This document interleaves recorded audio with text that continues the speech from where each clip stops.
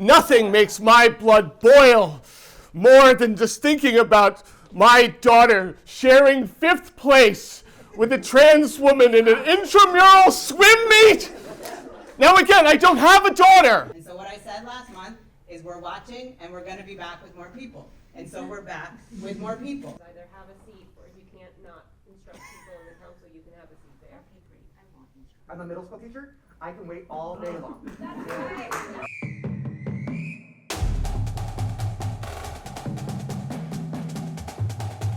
It's in here. Yeah, I think it's Moms for Liberty is taken over. That's what makes it so crazy, that there's a person that actively identifies as Moms for Liberty, and she's on the school board here. People showed up. This is dope. So we're going to really ask that everyone kind of keep it down in the background, and it's a small room, so we should be able to hear everybody. Oh, yes. Thank you. The other day, my son was harassed by a group of kids. They held him down. They made him apologize for being straight. They made him apologize for being white. They made him apologize for slavery. Now, I don't have a son. That incident actually never happened. But as a conservative, I lay awake at night wondering, what if it did happen, right? We're here to talk about protecting women's sports. Do I care about protecting women's sports? Do I care about protecting women? Do I care about women? Okay. Right. Do I care about trans women playing sports? Oh, nothing makes my blood boil more than just thinking about my daughter sharing 5th place with a trans woman in an intramural swim meet. Now again, I don't have a daughter, okay? But because I'm a patriot that loves this country, I think, what if I did have a daughter that was in a swim meet? Come on. Lastly, I just want to give a quick shout out to school choice. If you haven't heard about it, it is a fantastic way for parents that are paying $50,000 a year for their child's private school education to get it paid through money that would go here. Right?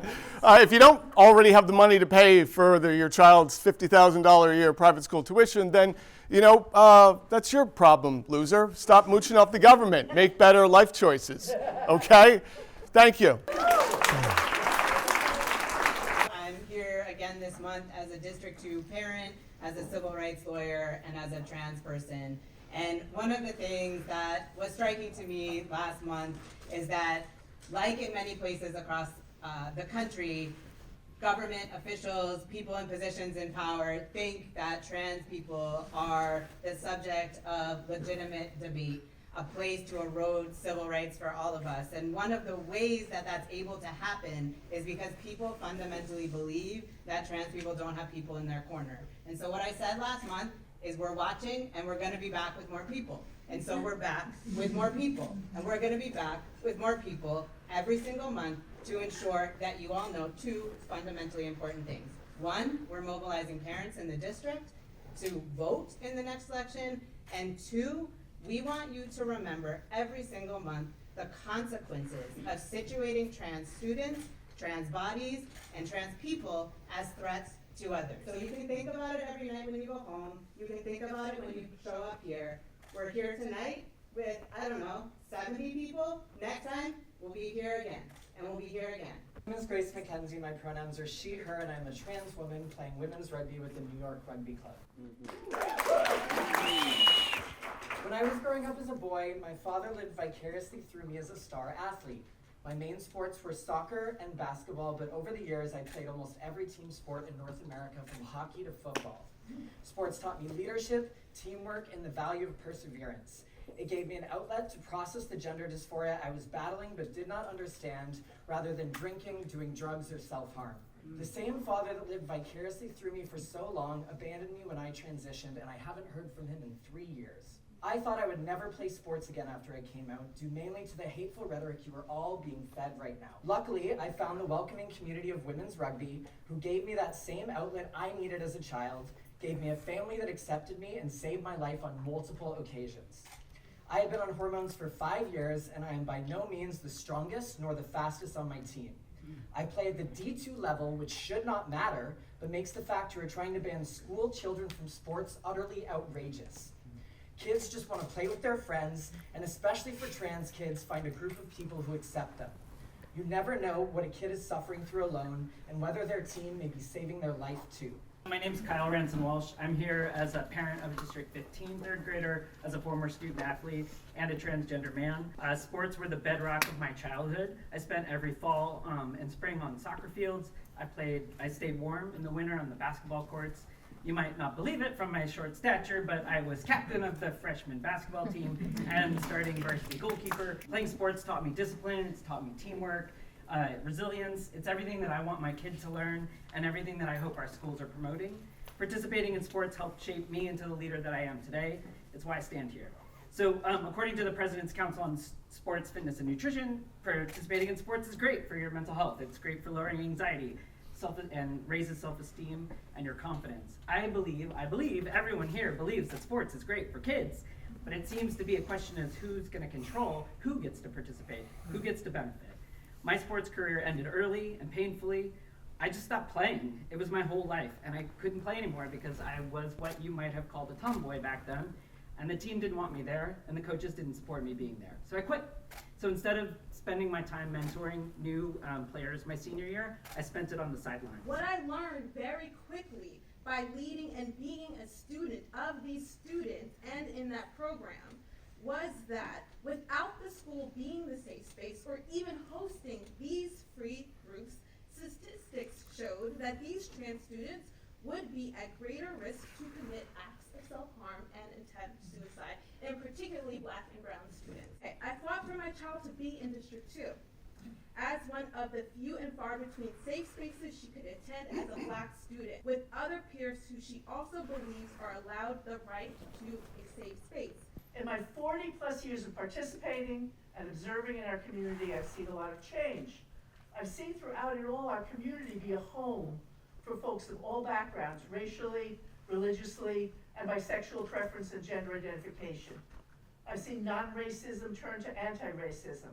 I've seen the emergence from the shadows of fear and prejudice of gay and lesbian folk. Then, recently, I've seen fear of these rapid changes in some parts of the community. And I've observed a backlash and a pendulum swing, as we see so intensely in other parts of our country. Then, shockingly to me, I have recently seen these forces right here in our community. I was once a trans youth. I'm here today to express my grave concern about the recent resolution that was passed by this council, Resolution 248, which I believe is extremely harmful to trans youth. At a time when young trans people are being forced to navigate an entire political apparatus that has placed a target on their backs, the last thing that they need is to feel unsafe or unwelcome in their schools or from participating in sports. Trans youth simply want to get an education and participate in extracurricular activities just like their peers, and they deserve that. Trans youth have always existed, will keep existing, and their existence, along with trans people of all ages, harms no one. But anti-trans rhetoric and policy pushing does cause real and measurable harm. Any of the council members either have a seat, or if you can't not instruct people in the council, you can have a seat there. Okay, great, I won't instruct.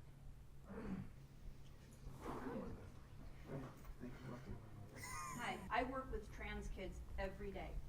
I help them to find safe spaces in schools, work for them to advocate for themselves when people don't use their correct pronouns. I talk with them one-on-one to bear witness to their struggles, their joys, their fears. With this experience, I can say with certainty, trans kids do not want to take any rights or achievements away from cis kids. They do not pose a threat to anyone. They simply want to live their lives. They just want to live. They want to do the same things as any other kids. Get an education, play sports, hang out with their friends. They want to be seen and they want to be heard. They want to be validated. They want to be respected.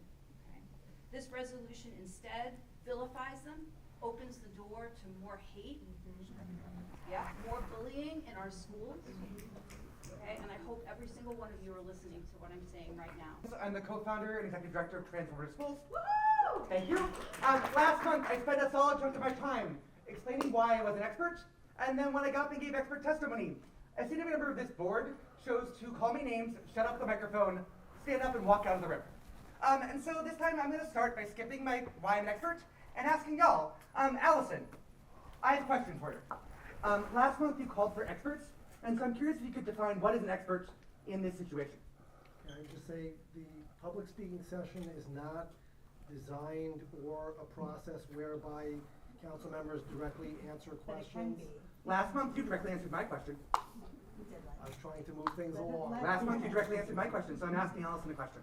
There's no obligation for Allison to answer that question. Then I'm happy to stand here until she does. Well, you can stand there until your time is up if that's what you You can want. also let Allison speak for herself. I'm deferring to the president in terms of Robert's Rules of Procedure. Okay, then I changed my question. Leonard, are you aware that New York human rights law bans discrimination based upon gender identity? And the New York City Office of Human Rights has also released an enforcement guidance that explicitly states refusing to allow people to utilize single gender facilities and programs aligned with their gender is a violation of the law. I'm not in a position to answer questions right now. I appreciate that you asked that question, and if that's how you want to use the balance of your time, that's understood. Then my follow-up question is, do you think it's not a good look or a nice thing to do to break the law? Do you think it's kind of rude and disrespectful to, when you're the person with the power, to not answer questions for the rest of us in the room? I'm merely following procedure, and that's it. Again, so last month, why did we choose not to?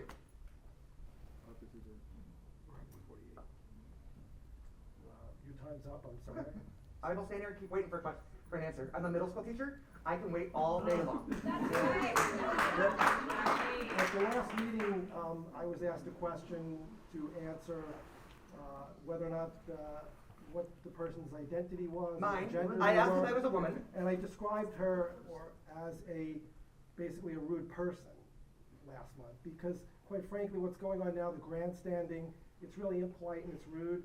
I would like you to respect the process. We hear you. Any other member who wishes to stay till the end of our meeting or after our meeting, and I'm happy to. As I told Maud last month, I don't have meetings one-on-one with folks who vote that we don't have rights. Well, if anyone else wants to avail themselves of that opportunity, I will make myself available. Having attended the last meeting and the meeting before that one, it felt a little bit lonely. There weren't as many people here. And so when I walked in late today and saw this room full, like I was already emotional today and I am deeply, deeply moved. Like I just want to say that like these people will have terms and those terms will end. Maybe they'll figure out how to My name is Reverend Paul Brandeis Rauschenbusch. I'm the proud parent of 2 children in District 2, a Baptist minister and a gay man who's been married to my husband for over 22 years. We are grateful for the wonderful education that the public schools of New York City is giving our boys. They have learned so much from their teachers and principal, but just as much and more from the diversity of their classmates who come from every religious tradition, race, class, immigration status, and gender. In our school, we learn about what it means to be respectful of others and to treat others as they would like to be treated. I'm here today because I feel that the Council of District 2 is actually undermining my children's education by sowing divisions aimed at trans students as well as others.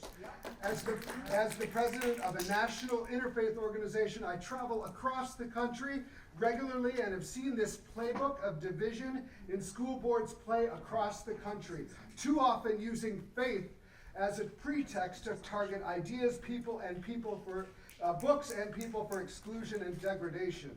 I am stunned to see it spreading in NYC. New York City should be setting a national example, not giving in to the same forms of hate and discrimination that have been on the rise in so many other communities across the country.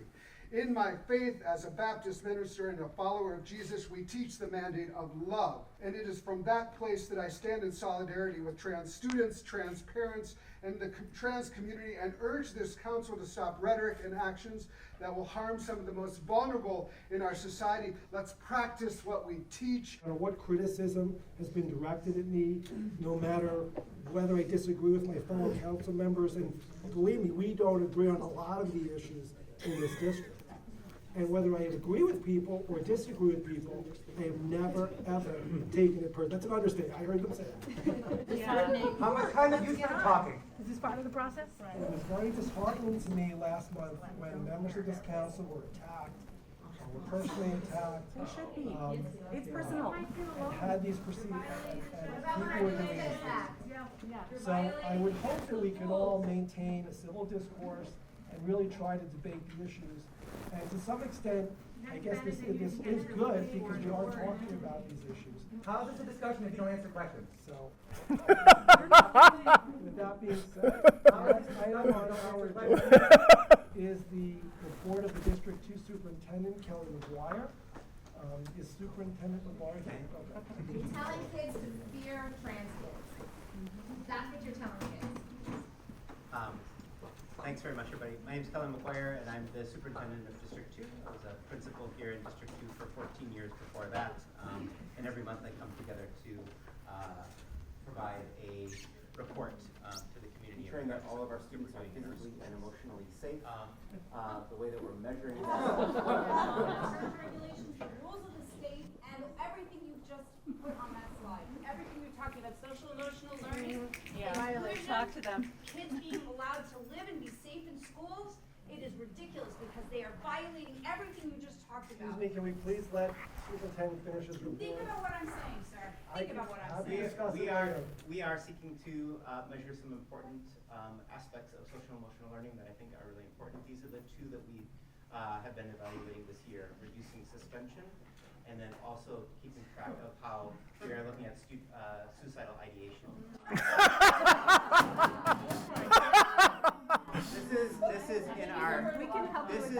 This is the work that we're doing in our schools.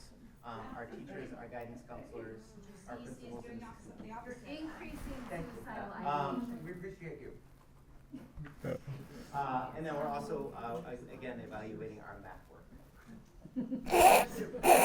Because I've been dealing with this recently. My child, my son, who's 5, looks different from everybody in the whole school. And when I brought up that he was crying every day and whatnot, and it was kind of like, and that was the reason why my son was like, I don't want to go to school anymore. I want to change schools. And I figured maybe I should find a school that has at least one child in the whole school that looks like him, right? And maybe that would help. But I'm like, why should I be like, I'm going to stay and we're going to, you know? I think I made him look more like other people. And that parent was like, why did you do that? Why did you not let him be different? And I'm like, well, because he's 5. And that's a battle that's hard to fight at 5 years of age. And right now I would want him to be just mixing in so that he can feel more at ease. So, I mean, what kind of message are we saying? Like, should there be repercussions? Should there be, if that, you know, and there's 2 kids that beat up this kid, were pretty much harassing my son, which is why he didn't want to go to school until I made him look less different. And now he's wearing a hat, for example, just so he can mix in. And so he doesn't, you know, look different. And that's heartbreaking. And it's like, what kind of message? I'm so sorry to say. I'm so sorry to hear about like your child experiencing that, and it should never be swept under the rug. And the school should absolutely address that issue head on.